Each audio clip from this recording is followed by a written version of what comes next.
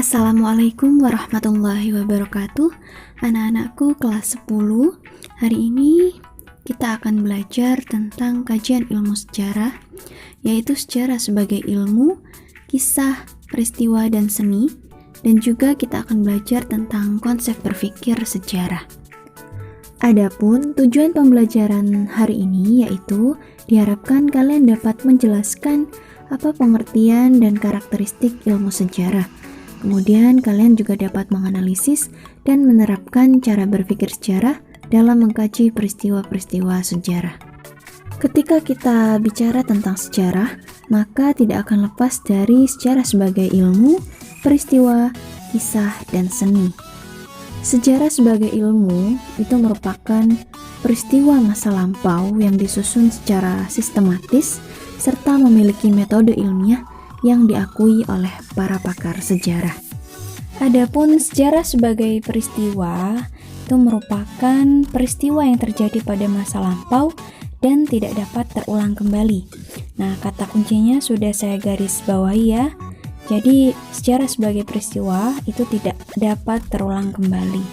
Sejarah sebagai kisah adalah penggambaran atau hasil rekonstruksi yang dilakukan oleh sejarawan terhadap suatu peristiwa. Kemudian, sejarah sebagai seni, ini penulisannya yaitu mengutamakan nilai estetika. Nah, untuk lebih lanjut, kita akan belajar lagi lebih dalam pada slides berikutnya. Sejarah sebagai ilmu setidaknya memiliki 5 ciri-ciri, yaitu yang pertama adalah empiris. Empiris ini berarti pengalaman. Jadi, sejarah itu sangat bergantung pada pengalaman manusia. Ciri-ciri yang kedua adalah memiliki teori. Teori diperoleh sejarawan yang telah melakukan serangkaian penelitian sejarah dan menemukan kesimpulan baru yang berbeda dengan kesimpulan sebelumnya. Ciri yang ketiga adalah memiliki objek. Jadi, suatu kejadian yang terjadi pada masa lampau ini dikaji oleh ilmu. Dan ilmu sejarah, objeknya adalah manusia dan masyarakat. Ciri yang keempat adalah mempunyai generalisasi. Jadi, sebuah penelitian itu diakhiri dengan kesimpulan umum atau generalisasi. Kemudian yang kelima adalah memiliki metode. Metode ini merupakan cara seorang peneliti untuk mengetahui peristiwa sejarah. Nah, dalam sejarah, metode penelitiannya yaitu heuristik, kritik sumber, interpretasi, dan historiografi. Metode penelitian sejarah tersebut akan kita pelajari pada segmen-segmen yang akan datang. Fungsi sejarah sebagai ilmu. Yang pertama yaitu rekreatif. Nah, sejarah itu menjadi sarana rekreasi ke masa lampau. Jadi kita bisa melihat bagaimana peradaban yang terjadi pada masa lalu dengan melihat berbagai peninggalan atau candi pada kerajaan yang ada di Nusantara atau Indonesia saat ini. Fungsi inspiratif. Sejarah itu menjadi bahan motivasi bagi generasi penerus bangsa. Para penerus bangsa saat ini bisa berkaca kepada para tokoh atau pahlawan-pahlawan terdahulu bagaimana dalam memperjuangkan Indonesia. Fungsi instruktif. Jadi fungsi instruktif sejarah ini berkaitan dengan fungsi sejarah dalam menunjang bidang-bidang teknologi atau sejarah teknologi.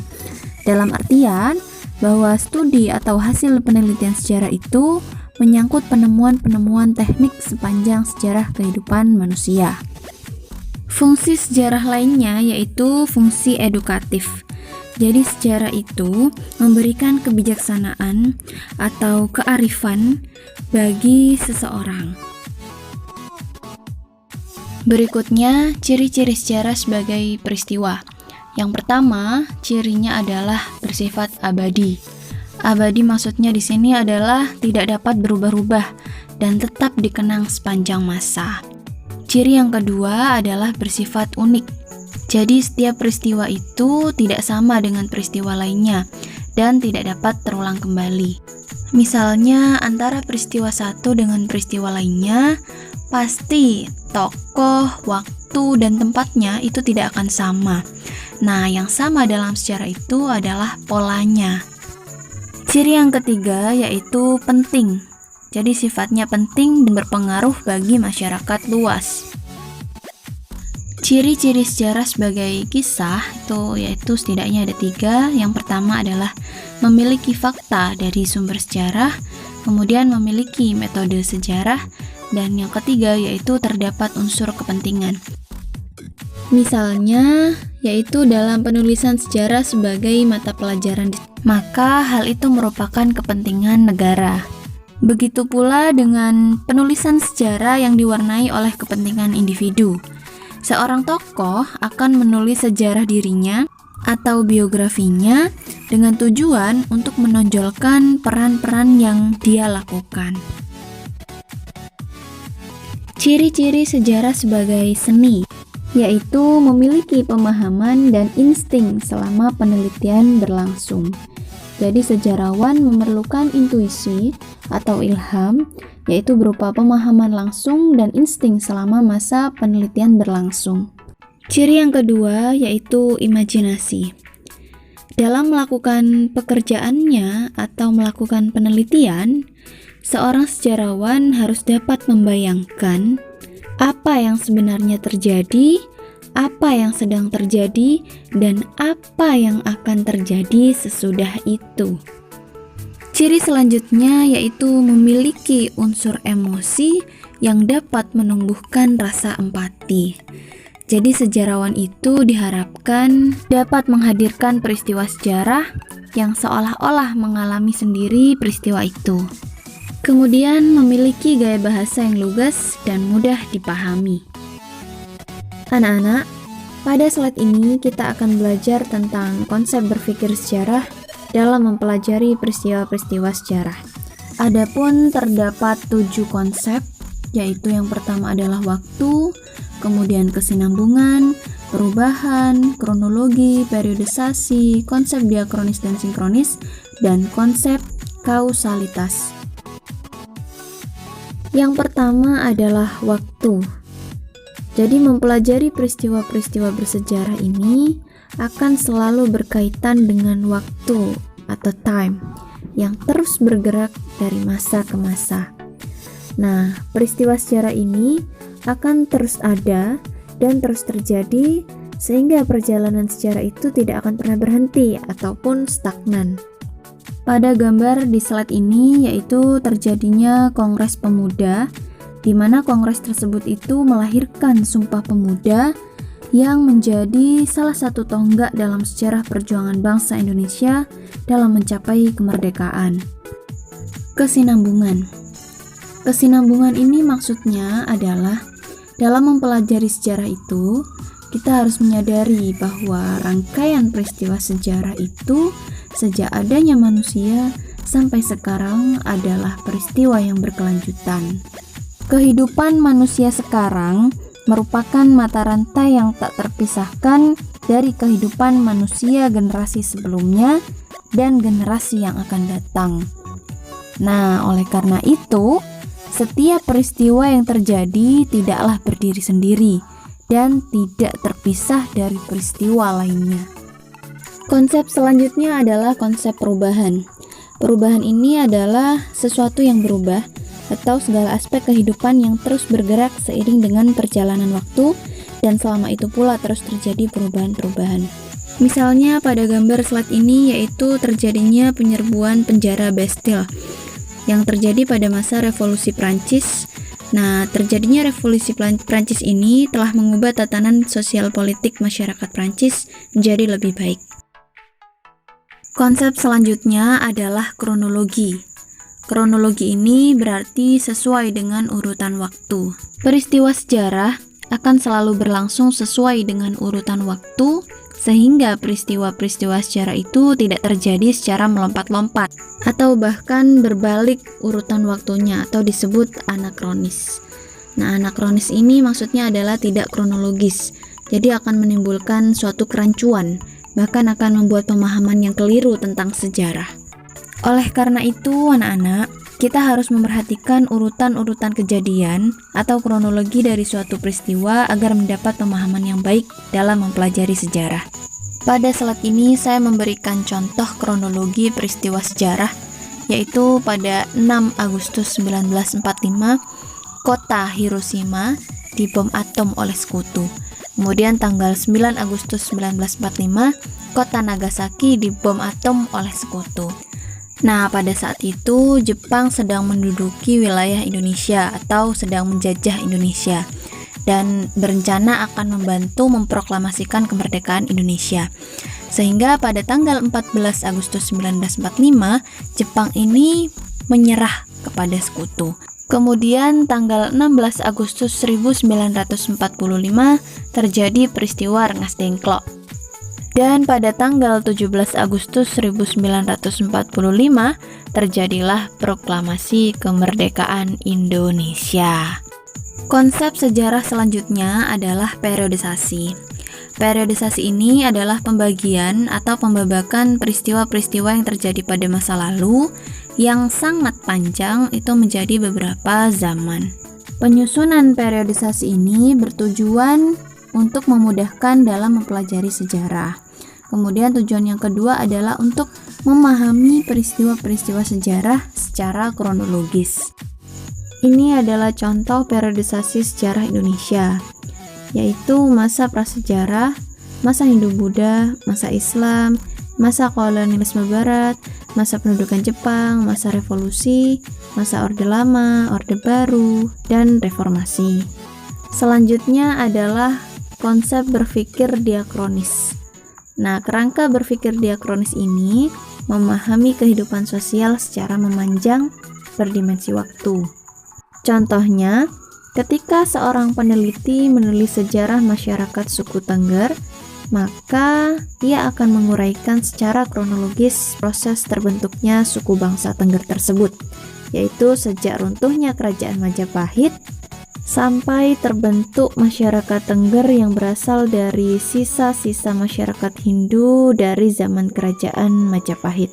Contoh konsep berpikir diakronik lainnya itu adalah pertempuran 5 hari di Semarang, yaitu pada tanggal 14 Oktober 1945 tersiar kabar bahwa reservoir Siranda atau sumber air itu telah diracuni oleh Jepang. Kemudian segeralah Dr. Karyadi untuk memeriksa reservoir tersebut. Namun dalam perjalanan, Dr. Karyadi ini ditembak oleh Jepang secara keji. Pada tanggal 15 Oktober 1945, tentara Jepang ini menyerang pusat kota Semarang. Dan pada 16 Oktober 1945, pertempuran antara tentara Jepang dan rakyat terus berlangsung dan berakhir pada 19 Oktober 1945. Nah, pada pertempuran 5 hari di Semarang ini ada awal yang menjadi penyebab atau latar belakang terjadinya suatu pertempuran, kemudian juga ada akhir dari pertempuran itu sendiri. Nah, itulah anak-anak yang dinamakan konsep berpikir diakronik atau diakronis. Selanjutnya adalah cara berpikir sinkronik atau sinkronis. Kerangka berpikir sinkronis ini memahami kehidupan sosial secara meluas atau berdimensi sosial. Kerangka sinkronis banyak digunakan oleh ilmu-ilmu sosial lainnya, seperti politik, sosial, ekonomi, kebudayaan, dan agama. Contoh cara berpikir sinkronis misalnya, jika seseorang ingin meneliti kehidupan sosial masyarakat suku Tengger, nah maka ia akan menguraikan secara luas berbagai aspek yang ditemukan pada masyarakat suku Tengger. Misalnya apa saja? Yaitu aspek letak geografis, sistem ekonomi atau struktur sosial, maupun mata pencarian, data kependudukan, ataupun kepercayaannya. Jika kita menggunakan contoh pertempuran 5 hari di Semarang dengan menggunakan cara berpikir sinkronis, kita dapat mengajukan beberapa pertanyaan. Misalnya, mengapa Jepang menebar isu telah meracuni sumber air di reservoir Siranda? Ataupun bagaimana berakhirnya peristiwa pertempuran 5 hari di Semarang? Dan kita juga dapat mengkaji bagaimana dampak politik dan ekonomi yang ditimbulkan dari peristiwa pertempuran 5 hari di Semarang. Nah, itulah tadi yang disebut sebagai konsep berpikir sinkronis. Kemudian dapat disimpulkan bahwa ciri-ciri dari konsep berpikir diakronis dan sinkronis itu adalah jika diakronis itu meluas dalam waktu, terbatas dalam ruang. Nah, yang digarisbawahi itu adalah meluas dalam waktu, yang berarti bahwa setiap peristiwa itu pasti memiliki proses, memiliki tahapan-tahapan waktu. Hal inilah yang menyebabkan konsep berpikir diakronis itu bersifat dinamis atau selalu bergerak. Dan konsep diakronis ini hanya dapat dikaji dengan ilmu sejarah. Adapun konsep sinkronis itu meluas dalam ruang, terbatas dalam waktu. Jadi terbatas dalam waktu ini mengkaji berbagai peristiwa sejarah pada masa tertentu saja, sehingga sifatnya statis, tidak bergerak. Dan sinkronis ini dapat dikaji dengan ilmu sosial, yaitu ekonomi, sosiologi, politik, dan geografi, dan lain-lainnya. Konsep sejarah yang ketujuh adalah konsep kausalitas, di mana konsep kausalitas ini yaitu berupaya menjelaskan peristiwa dengan merangkaikan berbagai fakta dalam sintetis hubungan sebab akibat. Jadi inti dari kausalitas ini merupakan hukum sebab akibat mengenai suatu peristiwa, keadaan, atau perkembangan. Konsep kausalitas menurut Kuntowijoyo ini ada dua. Yang pertama adalah analisis monokausal dan analisis multikausal. Analisis monokausal ini mendeskripsikan terjadinya sebuah fenomena atau peristiwa yang disebabkan oleh satu faktor saja. Sedangkan analisis multikausal itu mendeskripsikan terjadinya sebuah fenomena atau peristiwa karena beberapa faktor penyebab. Jadi banyak penyebab atau multikausal. Tugas pada pertemuan hari ini adalah kalian mencari peristiwa sejarah yang ada di media cetak, yaitu koran atau majalah, baik peristiwa sejarah lokal, nasional, maupun peristiwa sejarah dunia atau internasional. Buatlah uraian tentang waktu, kesinambungan, atau keterkaitan peristiwa tersebut dengan peristiwa lainnya, ataupun hubungan sebab akibat dari berbagai peristiwa, kemudian perubahan yang terjadi dalam peristiwa, dan kronologi peristiwanya. Nah, lalu tempelkan peristiwa sejarah yang telah kamu cari di kertas folio, serta beri penjelasan berdasarkan ketentuan di atas. Deadline pengumpulannya yaitu selama 1 minggu dan dikumpulkan di menu keterampilan K14 e-learning. Sekian pembelajaran hari ini, kurang lebihnya mohon maaf. Salam literasi, jangan lupa membaca. Wassalamualaikum warahmatullahi wabarakatuh.